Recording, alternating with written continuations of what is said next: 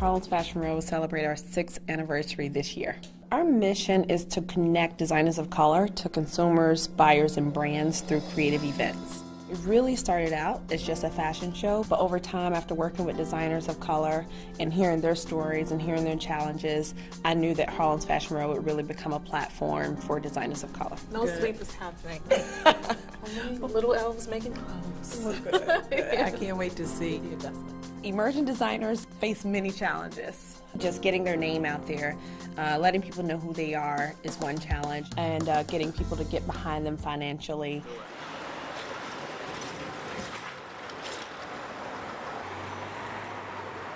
So what I'm going to do with you today is just go one by one, and I want to learn more about your brand, who your customer is, your price points, what are some of your top stores that you're looking to get into, what are some of your goals, what you're hoping to get from this experience, and then I'll take a look at some of your pieces. The goal is to select 8 designers for the show. So we're still meeting with designers, and I really, like your collection a lot. And I was, the goal is to kind of wait and to let you know how we're gonna move forward. All 8 designers will have an opportunity to present their vision and to present their collections to the world.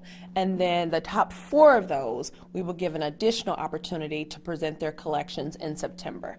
When I look for designers for HFR, I look for what I call the heart of a designer. It's usually somebody who have sacrificed greatly to do this because they love it so much and they feel like it's their calling and it's their passion.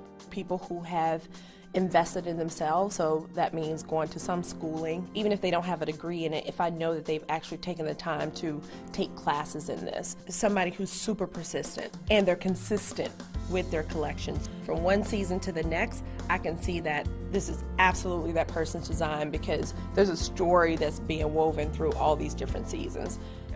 I would say I started designing probably about 6 years ago. Okay. I liked Barbies.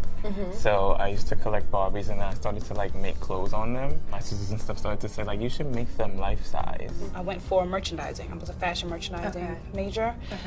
Primarily because I didn't know how to sketch or sew. So I didn't know I could be a designer. So I went in for the business behind fashion. So tell me again, where's your accent from? I was born in Zimbabwe, Okay. raised in London, moved to Boston, Atlanta, now I'm in New York. Everybody usually tries to figure it out. Oh, It's now I just heard the mixed London. You mentioned who the Chantel woman is. And I do think that she is me, basically, like this working woman who, is coming into her career, looking for something that makes that statement.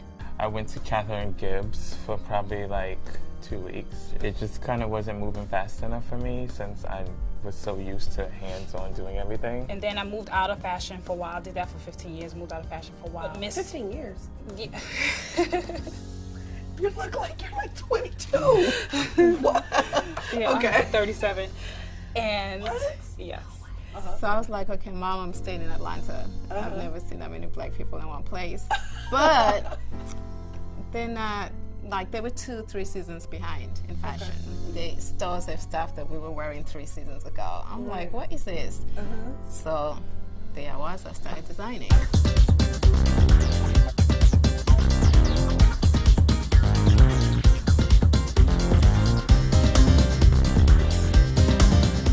So that relationship absolutely carries on beyond the show. They can just pick up the phone and call me at any time. Once you've been a part of HFR, we're your family. The door is open.